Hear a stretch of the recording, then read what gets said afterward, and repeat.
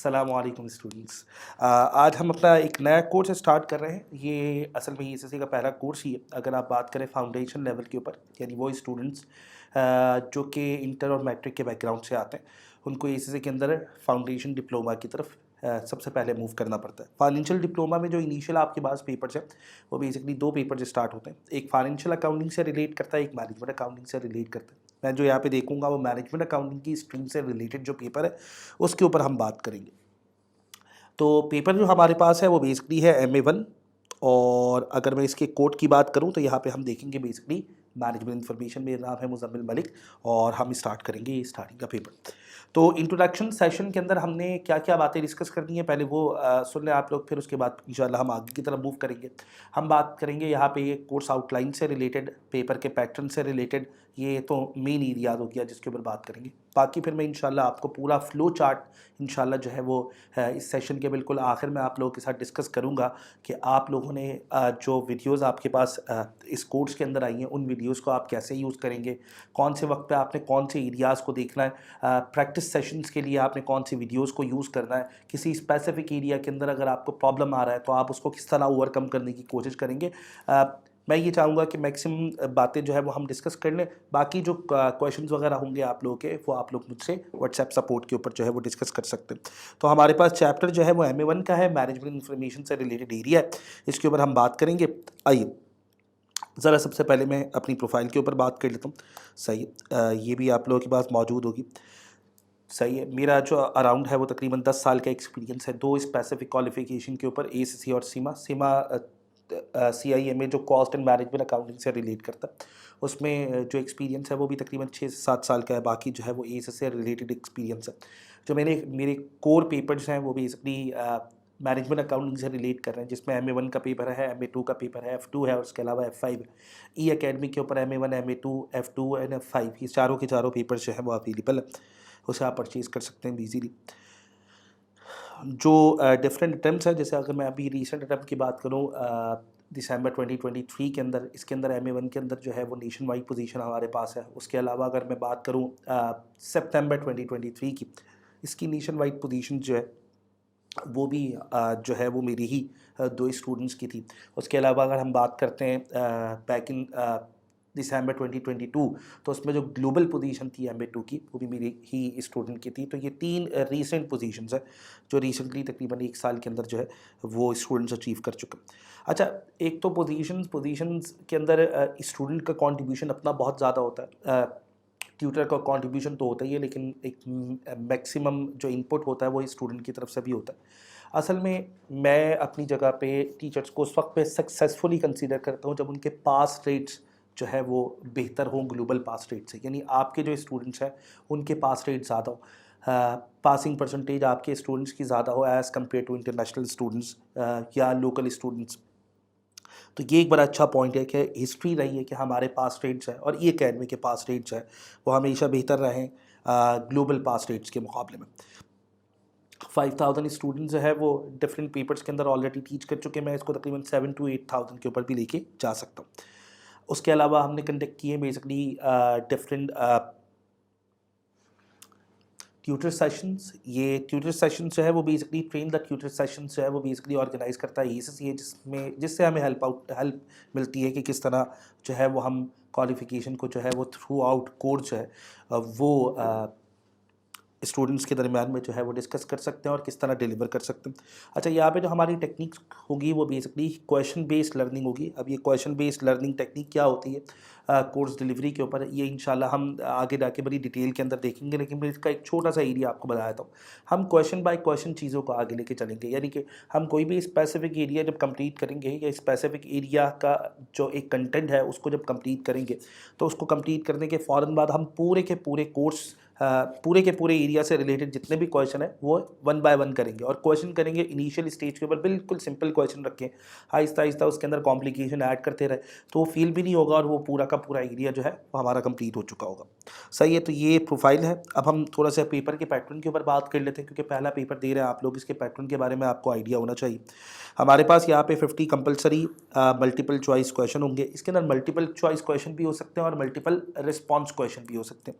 अगर मैं यहाँ पे मल्टीपल चॉइस क्वेश्चन की बात करता हूँ तो मल्टीपल चॉइस क्वेश्चन में आपके पास जो है वो एक से ज़्यादा ऑप्शंस होंगे, और अगर मल्टीपल रिस्पॉन्स की बात करें तो आपने एक ऑप्शन नहीं बल्कि एक से ज़्यादा ऑप्शन सेलेक्ट करने होंगे। तो इन दोनों तरह के क्वेश्चंस आ सकते हैं।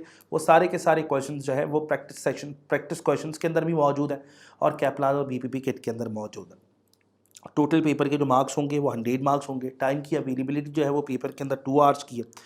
अब अगर मैं 2 आवर्स यानी 120 मिनट्स को डिवाइड करता हूँ 50 क्वेश्चंस के ऊपर, तो एक क्वेश्चन के लिए हमारे पास जो टाइम बन रहा है वो बन रहा है तकरीबन कोई 2.4 मिनट्स। यानी इसका मतलब ये हुआ कि इन 2.4 मिनट्स के अंदर आपने क्वेश्चन को रीड आउट भी करना है, सही है नहीं, उसके बाद क्वेश्चन को सॉल्व भी करना है, सही है, और आखिर में थोड़ा बहुत टाइम भी बचाना है ताकि बिल्कुल आखिर में आप लोग क्वेश्चन को रीचेक कर सकें।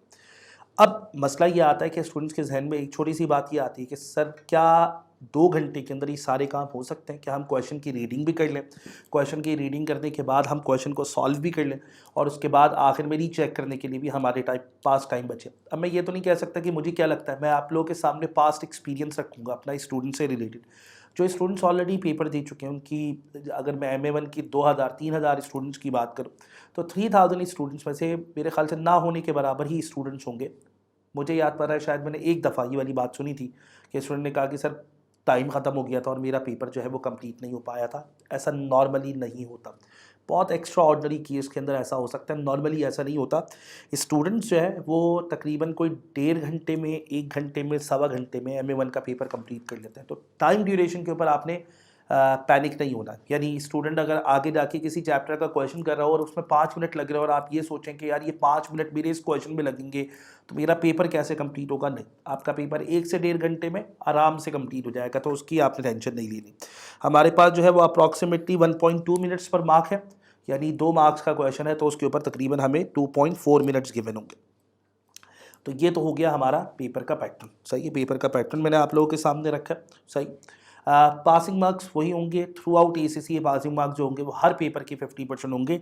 लेकिन एक बात का आप लोगों ने ख्याल रखना है, MA1 का जो पेपर है वो अगर आप 50 एग्जैक्टली आप ये टारगेट कर रहे हैं कि मेरा पेपर सिर्फ पास हो जाए 50-52 के ऊपर, तो ये थोड़ा सा जो है वो अगर हम देखें तो प्रॉब्लम करने वाला एरिया। उसका रीज़न ये है कि वो स्टूडेंट जिनका MA1 का पेपर 70 to 80% के ऊपर पास होता है उनका MA2 ईजिली पास हो जाता है। तो अगर आप 50-52 के ऊपर, 54 के ऊपर MA1 का पेपर पास करते हैं तो वहाँ पे एक छोटा सा मसला ये है कि आगे जाके MA2 के अंदर आपको काफ़ी ज़्यादा प्रॉब्लम होगी। तो इसके अंदर मेरी नज़र में जो मिनिमम मार्क्स होने चाहिए स्टूडेंट्स के, मिनिमम मार्क्स की बात कर रहा हूँ, वो तकरीबन कोई 70% होने चाहिए। अगर उससे भी 1-2 क्वेश्चन नीचे आ जाए तो 2/3 मार्क्स जो है वो आपने लाजमी अपील की हो, यानी 66% या 66% से ज़्यादा मिनिमम थ्रेशोल्ड जो है वो 66% है।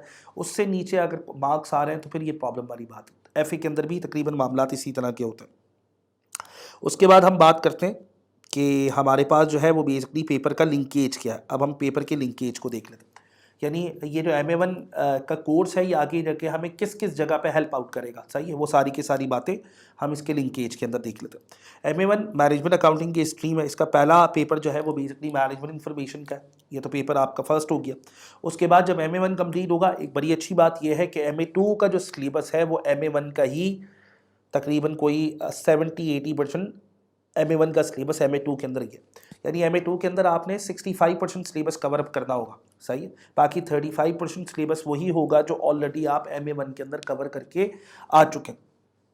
तो ये एक बड़ा फ़ायदा हो जाता है। यानी आपका पहला ही स्टेप है वो MA1 का पेपर पास करने का। उसके बाद जो अगला स्टेप होगा वो कंपैरेटिवली MA1 के मुकाबले में थोड़ा सा ज़्यादा कन्वीनियंट होगा, क्योंकि 35% कोर्स यानी 1/3 कोर्स जो है वो रिलेट कर रहा होगा MA1 के पेपर से, सही है। तो ये एक बेनिफिट मिल जाएगा आपको। फिर आपने MA2 का पेपर दे दिया जो कि रिलेट कर रहा है मैनेजिंग कॉस्ट एंड फाइनेंस से, तो तीसरा पेपर जो आपके पास होगा वो मैनेजमेंट अकाउंटिंग का होगा।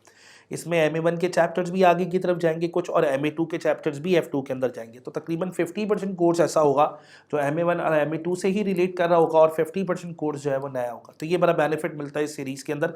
MA1 आपको हेल्प करेगा आगे MA2 में, MA2 आपको हेल्प करेगा आगे F2 में, और F2 आगे आपको हेल्प करेगा किससे, किस में, बेसिकली परफॉर्मेंस मैनेजमेंट के पेपर के अंदर, सही है, F5 के पेपर के अंदर। F5 के पेपर के अंदर जो है वो आपका MA1 MA2 और F2 जितना ज़्यादा स्ट्रॉन्ग होगा वो सारा का सारा बेनिफिट आप अवेल करेंगे F5 के पेपर के अंदर। अच्छा, एक छोटी सी बात पता है क्या, एक छोटी सी बात ये भी है कि MA1 और MA2 का जो पेपर है आपके पास, उसको करने के बाद F2 के पेपर के क्लियर होने के चांसेस बहुत ज़्यादा इंक्रीज़ हो जाते हैं। और अगर आप MA2 का पेपर जो है और F2 का पेपर ज़्यादा बेहतर तरीके से करते हैं तो आगे जाके F5 के अंदर उसका इफेक्ट आएगा। यानी F5 के अंदर MA2 और F2 के अच्छे खासे चैप्टर हैं जो कि लिंक कर रहे हैं आगे जाके F5 के अंदर। एक बेनिफिट तो आपको ये मिलेगा। दूसरी बात ये है कि इन तीनों पेपर्स में आपने कोशिश यही करनी है कि आपके मार्क्स 70% के करीब करीब रहे, क्योंकि उससे आपको बेनिफिट ये मिलेगा कि आपका F5 का पेपर जो है वो ईजिली निकल जाएगा। देखिए, ज़्यादा मार्क्स इस बात को डेमोन्स्ट्रेट करते हैं कि उस स्पेसिफिक सब्जेक्ट के ऊपर आपकी ज़्यादा ग्रिप, और इनिशियल स्टेज के ऊपर अगर आपकी ज़्यादा ग्रिप होगी तो आगे जाके आपको उसका बेनिफिट तो मिलेगा। उसके बाद फिर जो पांचवा पेपर हमारे पास आ रहा है वो ऑप्शनल पेपर है, एडवांस परफॉर्मेंस मैनेजमेंट का। अब ये अगर स्टूडेंट्स ऑप्ट करते हैं तो ऑटोमेटिकली ये भी परफॉर्मेंस मैनेजमेंट की ही सीरीज से रिलेट कर रहा है, लेकिन अगर स्टूडेंट जो है वो इसे ऑप्ट ना करें तो बाकी ऑप्शनल पेपर की तरफ जा सकते हैं। खैर, वो आपने ऑप्ट करना है या नहीं ऑप्ट करना, ये तो खैर आगे की बात है। ये इंशाल्लाह आप लोग प्रोफेशनल में जाके, प्रोफेशनल मॉड्यूल के अंदर जाके इस बात को आइडेंटिफाई करेंगे। आगे की तरफ मूव करते हैं। अब हमारे पास इसकी कोर्स की आउटलाइन है, हम आइडेंटिफाई करेंगे हमारे पास कौन कौन से चैप्टर्स हैं और हम चैप्टर्स को कंप्लीट करने की कोशिश करेंगे इंशाल्लाह आने वाली क्लासेस के अंदर। और मैं यहीं पे आप लोगों के साथ डिस्कस करूँगा कि किस तरह आप लोगों ने चैप्टर्स कंप्लीट करने हैं, चैप्टर कंप्लीट करने के बाद आपने कौन कौन से एरियाज़ के ऊपर फोकस करना है, कोर्स आपको कौन कौन से एरियाज़ के अंदर सपोर्ट करेगा, ये सारी बातें यहीं पे डिस्कस हो जाएंगी। उनको फिर हम इंशाल्लाह आगे जाके क्लासेस के अंदर डिस्कस करने की ज़रूरत नहीं पड़ेगी, तो ज़रा थोड़ा सा केयरफुल होकर से सुनिएगा। हमारे पास जो नंबर ऑफ़ चैप्टर्स है वो 50% चैप्टर जो हमारे पास है वो यहाँ से रिलेट कर रहे हैं और 50% चैप्टर जो है वो अगली स्लाइड के ऊपर। जो इनिशियल स्टेज के ऊपर 50% हमारे पास चैप्टर है, उसमें पहला चैप्टर हमारे पास है cost classification and cost behaviour का। अगर मैं यहाँ पे cost classification and cost behaviour की बात करता हूँ तो ये फर्स्ट चैप्टर है जो इस बात को आइडेंटिफाई करेगा कि असल में इस स्पेसिफिक पेपर का वे क्या है, ये स्पेसिफिक पेपर जो है उसकी मेन थीम क्या है। मेन थीम आप आइडेंटिफाई करेंगे cost classification and cost behaviour के चैप्टर में। ऑटोमेटिकली जब आप मैनेजमेंट इन्फॉर्मेशन के पेपर की तरफ मूव करते हैं तो मैनेजमेंट इन्फॉर्मेशन का वर्ड क्या बताता है कि मैनेजमेंट को आपने इन्फॉर्मेशन देनी है बिजनेस को रन करने के लिए। तो यहाँ पे हम बिजनेस को रन करने के लिए जो मैनेजर्स को इन्फॉर्मेशन चाहिए वो इन्फॉर्मेशन प्रोवाइड करेंगे।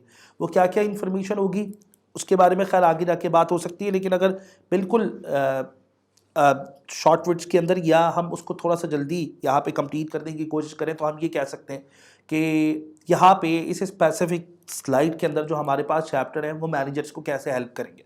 हम बताएंगे मैनेजर्स को कि बेसिकली आप जो कॉस्ट इनकर्ड कर रहे हो उसमें वेरिएबल कॉस्ट का एलिमेंट कितना है और उसमें फिक्स कॉस्ट का एलिमेंट कितना है। उसके अलावा हम ये बात कर सकते हैं कि बेसिकली हमारे पास जो है वो मटेरियल कॉस्ट हमारी प्रोडक्शन के अंदर लेबर कॉस्ट और ओवरहेड कॉस्ट कितनी है, सही, कितनी कॉस्ट ऐसी है जो कि मटेरियल से रिलेट करती है, कितनी कॉस्ट ऐसी है जो कि लेबर से रिलेट करती है।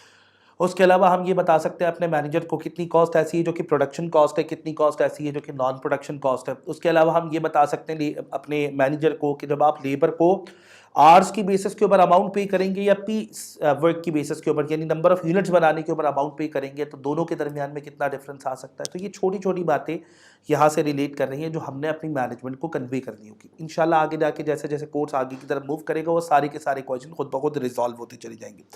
तो हमारे पास जो एरिया वो cost classification in cost behaviour का चैप्टर पहला है। इसमें हम आइडेंटिफाई करेंगे असल में कॉस्ट क्या होती है, मटेरियल कॉस्ट क्या होती है, लेबर कॉस्ट क्या होती है, एक्सपेंसेस क्या होते हैं, वेरिएबल कॉस्ट क्या है, फिक्स कॉस्ट क्या है।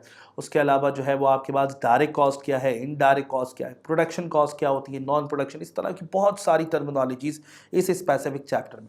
हम ये कहेंगे कि मैनेजमेंट अकाउंटिंग की जो बेसिक लैंग्वेज है, सही है, उसे सीखने के लिए आपको कॉस्ट क्लासिफिकेशन की ज़रूरत पड़ती है। जैसे फाइनेंशियल अकाउंटिंग में आपको पता होना चाहिए ना एसेट, लायबिलिटीज़, कैपिटल, एक्सपेंस के रेवेन्यूज़ क्या होते हैं। यहाँ पे आपको पता होना चाहिए डिफरेंट टाइप्स ऑफ कॉस्ट कौन सी होती है, डिफरेंट बिहेवियर्स क्या होते हैं कॉस्ट के, डिफरेंट नेचर्स क्या होती है कॉस्ट की। ये सारी बातें इस चैप्टर के अंदर कवर अप हो जाएंगी। कॉस्ट क्लासिफिकेशन, कॉस्ट बिहेवियर में ये है आपके पास पहला चैप्टर। नंबर 2 फिर आप बात करेंगे लेबर के ऊपर। लेबर की अमाउंट कैसे निकालते हैं, अगर लेबर जो है वो सैलरीज के ऊपर काम कर रहा है तो उसकी अमाउंट कैसे निकालेंगे। लेबर अगर जो है वो आवर्स बेसिस के ऊपर काम कर रहा है, यानी उसको आवर्स के बेसिस के ऊपर अमाउंट पे कर रहे हैं, तो उसकी अमाउंट कैसे निकालेंगे। लेबर को अगर नंबर ऑफ यूनिट्स बनाने के ऊपर अमाउंट पे कर रहे हैं, जैसे हम लेबर से कह रहे हैं यार आप जितनी ज़्यादा जैकेट्स बनाएंगे, स्टिच करेंगे, उतनी ही ज़्यादा आपको अमाउंट मिलेगी, तो वो आ जाएगा लेबर कॉस्ट के अंदर। तीसरे नंबर पे जो आपके पास कॉस्ट है वो है मटेरियल कॉस्ट। अच्छा, मटेरियल कॉस्ट के अंदर क्या होगा, मटेरियल कॉस्ट के अंदर आपने ये आइडेंटिफाई करना है जब आप यूनिट्स बनाएंगे तो उसके ऊपर मटेरियल कितने का इनकर्ड हो रहा है। सही, जब आप यूनिट्स बनाएंगे तो उसके ऊपर मटेरियल कितने का इनकर्ड होगा। इसके अंदर कुछ मेथड्स आगे जाके आएंगे, जैसे first in first out method क्या होता है, last in first out method क्या होता है, ये सारी की सारी बातें इंशाल्लाह मटेरियल कॉस्ट के अंदर आएंगी। उसके बाद फिर ओवरहेड्स कॉस्ट, ये एक्सपेंसेस भी कहलाते हैं, जैसे रेंट, उसके अलावा जो है वो आपके पास इंश्योरेंस हो गया, उसके अलावा आपके पास इलेक्ट्रिसिटी की कॉस्ट हो गई। इन कॉस्ट को कैसे अपनी प्रोडक्ट के ऊपर इनकॉर्पोरेट करते हैं, वो सारा का सारा एरिया देखेंगे हम ओवरहेड्स के अंदर। उसके बाद फिर आपके पास पहला कॉस्टिंग सिस्टम आएगा, मार्जिनल एब्जॉर्प्शन कॉस्टिंग। ये प्रॉफिट कैलकुलेट करने के लिए कॉस्टिंग सिस्टम यूज होता है। सही है, आप प्रॉफिट कैलकुलेट करते हैं इसके थ्रू, मार्जिनल कॉस्टिंग के थ्रू कंपनी का प्रॉफिट कैलकुलेट करते हैं, और एब्जॉर्प्शन कॉस्टिंग के थ्रू कंपनी का प्रॉफिट कैलकुलेट करते हैं। तो मार्जिनल एब्जॉर्प्शन कॉस्टिंग के थ्रू प्रॉफिट कैसे कैलकुलेट होगा, वो एरिया यहाँ से रिलेट करेगा। उसके बाद फिर हमारे पास जो अगला एरिया है वो रिलेट करेगा जॉब एंड बैच कॉस्टिंग से। जॉब एंड बैच कॉस्टिंग, अब जॉब ऑर्डर कॉस्टिंग क्या होती है, बैच कॉस्टिंग क्या होती है। कभी कभार हम यूनिट्स को मैन्युफैक्चर कर रहे होते हैं कस्टमर की स्पेसिफिकेशन के ऊपर, यानी कस्टमर बेसिकली आइडेंटिफाई करता है कि असल में उसे किस तरह की प्रोडक्ट चाहिए, और फिर हम जब कस्टमर ने बता दिया हमें किस तरह की प्रोडक्ट चाहिए, तो हमें उसी तरह की प्रोडक्ट की कोटेशन देनी पड़ती है कि आपको अगर ये प्रोडक्ट चाहिए तो उसके ऊपर ये स्पेसिफिक कॉस्ट इंकर्ड होगी। सही है, तो अगर कस्टमर की स्पेसिफिकेशन के ऊपर यूनिट्स बन रहे हो तो उसकी कॉस्ट कैसे कैलकुलेट करते हैं वो इंशाल्लाह हम आगे जाके देखेंगे job order and batch costing के अंदर। अच्छा, ये बात याद रखिएगा, ये जो फर्स्ट स्लाइड है आपके पास, इसके अंदर तकरीबन आपका 50% कॉस्ट कोर्स है। कॉस्ट क्लासिफिकेशन हो गया, material, labour, overhead, marginal absorption costing और जॉब एंड बैच कॉस्टिंग। ये अगर देखा जाए तो ये आपका 50% एरिया है कोर्स से रिलेटेड। उसके बाद जो आपके पास बाकी रिमेनिंग 50% है वो तकरीबन कोई 6 चैप्टर्स और हैं, जिसमें पहला चैप्टर आप लोग देखेंगे प्रोसेस कॉस्टिंग के अंदर। अच्छा, इसके बारे में ये बात याद रखिएगा, ये अभी रिसेंटली सितंबर 2023 के अंदर चेंज हुआ है, तो हम जो भी एरिया देखेंगे वो नए सिलेबस के हिसाब से देखेंगे। मेरे ख्याल से हम कोर्स के अंदर ये बात भी नहीं करेंगे कि पहले ये हुआ करता था, पहले कोर्स के अंदर ये चीज़ें इंक्लूड थी, अब इंक्लूड नहीं, क्योंकि सिलेबस जब चेंज हो चुका है और आप लोग इस वक्त सितंबर 23 के बाद की अटैम्प्ट के अंदर बैठे हुए, तो ऑटोमेटिकली आपको पता होना चाहिए कि चीज़ें नए सिलेबस से किस तरह रिलेट करती है। पहले चीज़ों के अंदर क्या मामला थे उसके बारे में हमें आइडिया नहीं होना चाहिए।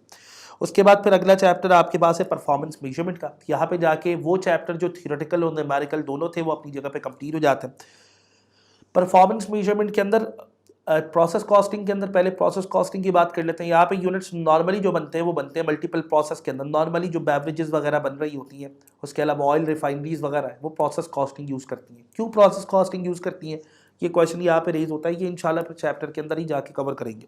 उसके बाद फिर अगला एरिया हमारे पास परफॉर्मेंस मेजरमेंट का है। परफॉर्मेंस मेजरमेंट के अंदर आप मैनेजर की परफॉर्मेंस को जज करेंगे, इस बात को आइडेंटिफाई करेंगे आपका मैनेजर कैसा परफॉर्म कर रहा है, आपका सेल्स मैनेजर कैसा परफॉर्म कर रहा है, आपका प्रोडक्शन मैनेजर कैसा परफॉर्म कर रहा है। सही है, परफॉर्मेंस मेजरमेंट का एरिया मैनेजमेंट की या प्रोडक्ट की परफॉर्मेंस से रिलेट करेगा। आप आइडेंटिफाई करेंगे आपकी मैनेजर की परफॉर्मेंस अप्रोप्रिएट है या नहीं है। उसके बाद फिर एक चैप्टर है कोडिंग का, यहाँ पे हम कोड्स की एलोकेशन देखेंगे, वो कैसे एलोकेशन होती है इंशाल्लाह वो उसी चैप्टर से रिलेट करेगा। उसके बाद फिर इंट्रोडक्शन टू मैनेजमेंट इन्फॉर्मेशन। अब ये बात याद रखिएगा, कुछ स्टूडेंट के जहन में ये बात आती है कि sir introduction to management information अगर हम पहले ही देख लेते हैं स्टार्टिंग में, यार वो उतना बेहतर तौर पे समझ में नहीं आता। इंट्रोडक्शन टू मैनेजमेंट इन्फॉर्मेशन ज़्यादा बेहतर तरीके से समझ उसी वक्त आता है जब आपकी पूरी कोर्स के ऊपर जो है वो थोड़ी बहुत ग्रिप बन चुकी हो। तो इस जगह पे जाके इंट्रोडक्शन टू मैनेजमेंट इन्फॉर्मेशन को देखना बहुत बेहतर है। उसके बाद फिर अगला एरिया आपके पास है बिजनेस ऑर्गेनाइजेशन का। इसके अंदर हम ऑफिस की बात करेंगे, ट्रांजैक्शंस वगैरह क्या होती है, ऑफिस के अंदर कौन कौन से डिपार्टमेंट्स होते हैं, ये सारी बातें इंशाल्लाह बिजनेस ऑर्गेनाइजेशन के अंदर। बिल्कुल आखिर में स्प्रेडशीट, ये बेसिकली माइक्रोसॉफ्ट एक्सेल से रिलेट कर रही है, क्योंकि आगे जाके आपने जितने भी न्यूमेरिकल्स अप्लाई करने हैं वो स्प्रेडशीट के ऊपर अप्लाई करने हैं। यहाँ पे खैर उसके ऊपर न्यूमेरिकल अप्लाई करके तो नहीं देखेंगे, लेकिन डिफरेंट न्यूमेरिकल्स को अप्लाई करने के तरीक़ेकार जो होते हैं, यानी स्प्रेडशीट के ऊपर काम क्या होता है, इसके फीचर्स वगैरह क्या होते हैं, इसके एडवांटेजेस डिसएडवांटेजेस, ये सारे के सारे एरियाज आप लोग स्प्रेडशीट के अंदर देखेंगे। तो ये हो गए तकरीबन अराउंड 12 चैप्टर आपके। अब यहाँ पे एक छोटी सी बात ये हो जाती है कि सर ये 12 चैप्टर कैसे कंप्लीट करेंगे और कितना ड्यूरेशन होना चाहिए बेसिकली इसे कंप्लीट करने के ऊपर। देखिए ये बात याद रखिएगा कि कोर्स के जो आवर्स होंगे, यानी कोर्स का जो टाइम ड्यूरेशन होगा, यानी कोर्स को कंप्लीट करने के बाद, यानी वीडियोस को कंप्लीट करने के बाद भी, यानी आपने सिर्फ वीडियोस देख ली, उसके बाद भी आपको तकरीबन कोई 60 आवर्स की ज़रूरत पड़ती है अपनी प्रिपरेशन करने में, जिसमें बॉक्स वगैरह भी इन्वॉल्व होते हैं और उसके अलावा जो है वो प्रैक्टिस वगैरह भी, ये सारी चीज़ें 60 आवर्स के अंदर कंप्लीट हो जाती है। तो अगर मैं इसे 60 आवर्स प्लस अगर मैं कोर्स को कंप्लीट करने की बात करूँ कि कोर्स कितने टाइम में कंप्लीट होगा, अब लाजमी तौर पे जब आप वीडियोस देखेंगे तो बीच में प्रैक्टिस क्वेश्चंस आएंगे, वो आप लोगों ने सॉल्व करने होंगे।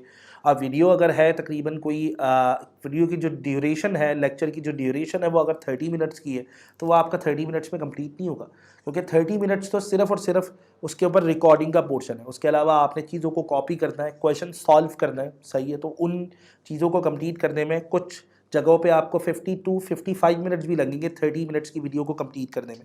तो हम ये रखते हैं तकरीबन 60 आवर्स में आपने ये वाला एरिया देख लिया, सही है। ये लेक्चर्स का टाइम हो गया और ये जो है वो आपकी एक्स्ट्रा एडिशनल प्रैक्टिस होगी। तो ये टोटल मिला के आपके पास 120 आवर्स बन रहा है, सही है। अगर मैं इसको 2 महीने पे डिवाइड करूँ, सही है, अब 2 महीने में 60 डेज़ होते हैं, तो इसका मतलब ये हुआ कि पर डे अगर आप 2 से 3 घंटे देते हैं, तो इसका मतलब ये हुआ कि 2 महीने के अंदर आपका इजीली सिलेबस कवर अप हो जाएगा और उसके बाद 15 दिन के गैप के साथ आप इजीली पेपर दे सकते हैं। अगर इस ड्यूरेशन को आप 2 घंटे से बढ़ा के 4 घंटे के ऊपर ले जाते हैं, तो फिर आप जो है वो कोर्स को 1 महीने में कंप्लीट कर सकते हैं। अगर कोई स्टूडेंट फर्स्ट टाइम पे MA1 का पेपर दे रहा है, तो मैं अपनी जगह पे यही रिकमेंड करता हूँ कि आप तकरीबन 1 महीना मिनिमम उसके ऊपर स्पेंड करें। 1 महीने से पहले, यानी अगर आप ये कहेंगे सर अगर मैं एक दिन में 6 घंटे या 8 घंटे पढ़ लेता हूँ, क्या 20 दिन में मेरी तैयारी हो जाएगी, वो असल में उसको एब्जॉर्ब करना थोड़ा सा मुश्किल होता है, सही है। तो इसलिए ज़्यादा बेहतर ये है कि मिनिमम ड्यूरेशन रखें आप 1 महीना और मैक्सिमम ड्यूरेशन रखेंगे आप 2 महीना। हाँ, कोई स्टूडेंट ऑलरेडी पढ़ चुका है, वो MA1 का कोर्स इसलिए उसने परचेज़ किया कि सर मैं पॉलिश कर रहा हूँ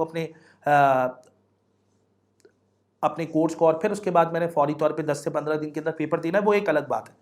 क्योंकि एक कोर्स को ना एब्जॉर्ब करने के लिए एक टाइम चाहिए, तो वो एब्जॉर्ब करने का जो टाइम था वो ऑलरेडी स्पेंड हो चुका है। तो इसका मतलब ये हुआ कि आगे जाके अगर कम टाइम के अंदर भी कंप्लीट करना हो तो वो इतना बड़ा मसला नहीं है, सही। तो ये पूरा का पूरा कोर्स है, सही, आपके पास, और इसकी ड्यूरेशन मैंने आप लोगों को बता दी। अब जो हमारे पास क्वेश्चंस आते हैं, उन क्वेश्चंस की टाइप्स क्या होती हैं ये बात देख लेते हैं, और उसके अलावा हम एक और चीज़ देख लेते हैं छोटी सी, कि आपने कोर्स को कैसे आगे की तरफ लेके चलना है। देखिए पहले नंबर पे जो आपके पास क्वेश्चन हो सकते हैं वो हो सकते हैं मल्टीपल चॉइस क्वेश्चन। इसके अंदर होगा क्या, आपके पास एक से ज़्यादा ऑप्शन गिवन होंगे, लाजमी नहीं है आपके पास 4 ऑप्शन ही गिवन हो, आपके पास 2 ऑप्शन हो सकते हैं, सही है। उसके अलावा आपके पास जो है वो 3 ऑप्शंस हो सकते हैं। नॉर्मली हमारे पास 4 ऑप्शंस होते हैं, 4 या 2, उसमें से किसी एक ऑप्शन को आपने सेलेक्ट करना है, वो कहलाएगा मल्टीपल चॉइस क्वेश्चन। उसके बाद मल्टीपल रिस्पॉन्स, इसमें मल्टीपल ऑप्शंस होंगे आपके पास, एक से ज़्यादा ऑप्शंस को आपने क्या करना है, चूज़ करना है, वो कहलाएगा मल्टीपल रिस्पॉन्स। उसके बाद मल्टीपल रिस्पॉन्स मैचिंग, आपने 2 अलग अलग स्टेटमेंट्स होंगी, ये 4 स्टेटमेंट्स हो सकती हैं, उनको आपस में एक दूसरे के साथ मैच करना है। लेकिन MA1 के ऊपर लेवल के ऊपर मल्टीपल रिस्पॉन्स मैचिंग नॉर्मली हमें नज़र नहीं आता। नंबर एंट्री, एक आध क्वेश्चन आपके पास आ सकता है, इसको हम डेटा एंट्री क्वेश्चन भी कहते हैं। एक क्वेश्चन आपके पास आया, उसके बाद आपके पास एक छोटा सा बॉक्स है जिसके अंदर आपने आंसर पुट करना। सपोज करें इस क्वेश्चन का आंसर आ रहा है 20, तो आपने यहाँ पे आंसर पुट कर दिया 20, तो ये आंसर है नंबर एंट्री, या हम ये कह सकते हैं डेटा एंट्री क्वेश्चन का। तो यहाँ पे जाके क्वेश्चन जो कोर्स की मेन आउटलाइन है वो वाइंड अप हो गई। अब थोड़ा सा प्लान डिस्कस कर लेते हैं। पहले तो सबसे पहले मटेरियल की तरफ आ जाते हैं, आपको किस किस मटेरियल, यानी कौन कौन सी बुक्स की आपको ज़रूरत है। तो ये अब आपके पास मल्टीपल ऑप्शंस है। पहला ऑप्शन आपके पास ये है कि पहले तो हम प्रैक्टिस क्वेश्चन की बात कर लेते हैं, फिर इसके बाद टेक्स्ट की तरफ आ जाएंगे। जहाँ तक हम प्रैक्टिस की बात करते हैं कि हम प्रैक्टिस कहाँ कहाँ से करेंगे, तो उसके लिए आपके पास 3 एरियाज मौजूद है। पहले नंबर पे मैंने आप लोगों के साथ शेयर किए हुए क्लास प्रैक्टिस क्वेश्चंस, वो कंप्लीट करेंगे आप, सही। उन क्लास प्रैक्टिस क्वेश्चंस को मैंने चैप्टर्स के दरमियान में सॉल्व नहीं करवाया हुआ, वो हुआ कुछ यूँ, जैसे एक चैप्टर आगे की तरफ चला, फिर उसके बाद क्वेश्चन नंबर 1 से लेकर 16 तक आपने कंप्लीट करने थे। आपने क्वेश्चन नंबर 1 to 16 कंप्लीट किया, आपके पास आंसर स्क्रिप्ट मौजूद है, आपने आंसर स्क्रिप्ट के साथ उसको मैच कर दिया।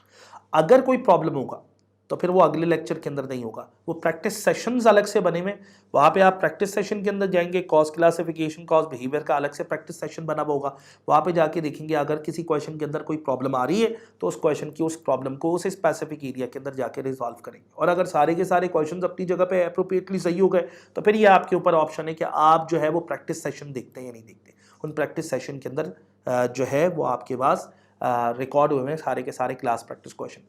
बाकी CPQs के अलावा हमारे पास 2 अलग अलग किट हैं। एक किट है हमारे पास BPP किट, सही है रे, इसको आप सॉल्व करेंगे। ये भी मैंने चैप्टर बाय चैप्टर जो है वो नंबर्स बताए हुए हैं, हर स्पेसिफिक वीडियो के अंदर मैंने बताया हुआ है कि यहाँ तक जो हमने कंप्लीट किया है, यहाँ से कैप्लान और BPP के ये क्वेश्चन रिलेट कर रहे हैं, ये आप लोगों ने कंप्लीट करना है।